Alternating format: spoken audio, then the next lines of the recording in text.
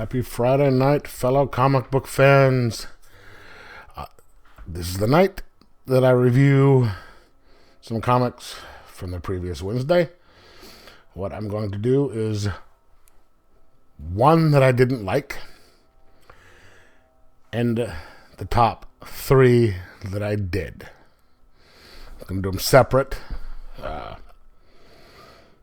just so I can talk about each one individually. So, what did I like? What did I not like? Stay tuned.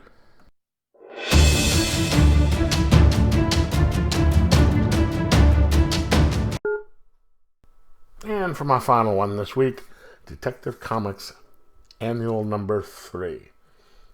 Peter Tomasi. Wow. All right. As you know, they have usually standalone stories for the annuals, and this was no different. It starts out with a young Alfred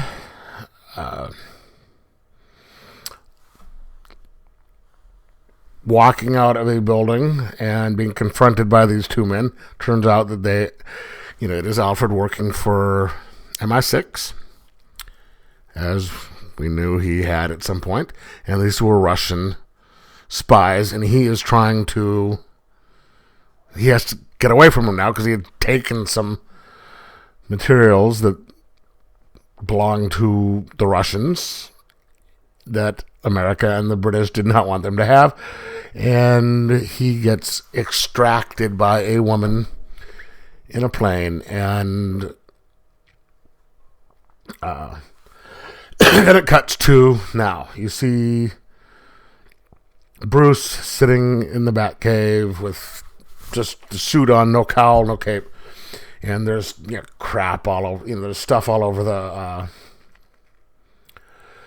Batcave. Food boxes. It's just a mess, and it sort of shows that how much Bruce relied on Alfred. That Alfred be the one cleaning it up, and then it's him in the house, and he gets a visit from a woman by the name of Marigold, and she says she is Alfred's friend, and she was going to come see Bruce. And she sort of drops in that yes, I know. It's like, yes, I know Alfred's not here, and that despite the fact that she's saying yeah, I know you're just from what Alfred told me, you're just a playboy billionaire who has led the pampered life. There's a guy who worked with me and Alfred in MI6. He has gone rogue, and turns out that he was a spy, and he is back to this place where Alfred had taken things out, and she wants Bruce to get a hold of his friends to come help get justice for this guy who is now getting some of the British spies killed and stuff. So she sort of hints that maybe she knows a little bit more about Bruce than she's letting on. And so Batman shows up 2 days later in the foreign country that she asked Batman to, and the story goes on from there. And you see a little bit of the story of her and Alfred in the process, and sort of how Bruce is coping now without Alfred, that he's just letting the place go to hell.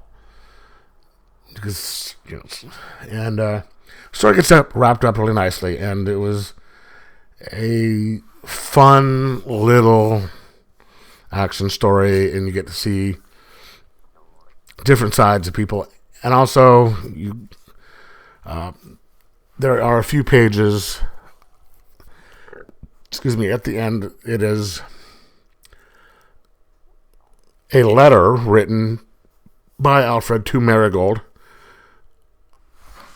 about his life, a,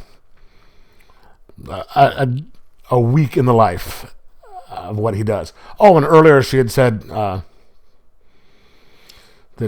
he had left right after that meeting for family obligations to raise an orphan. So this is the last thing he did before he became over to take over, as the butler. But you see him saying, this is what happens on Monday, this is what happens on Tuesday. Here I'm cleaning up after this stuff. It tells, he has to do sewing, and it shows him sewing the bat suit.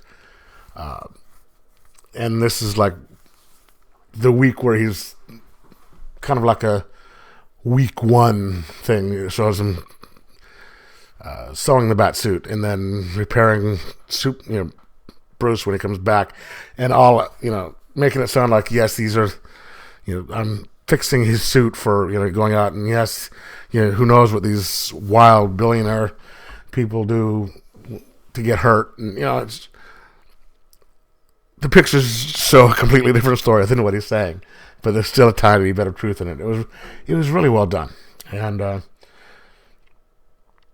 just loved what Tomasi's doing. It conveys so much information going on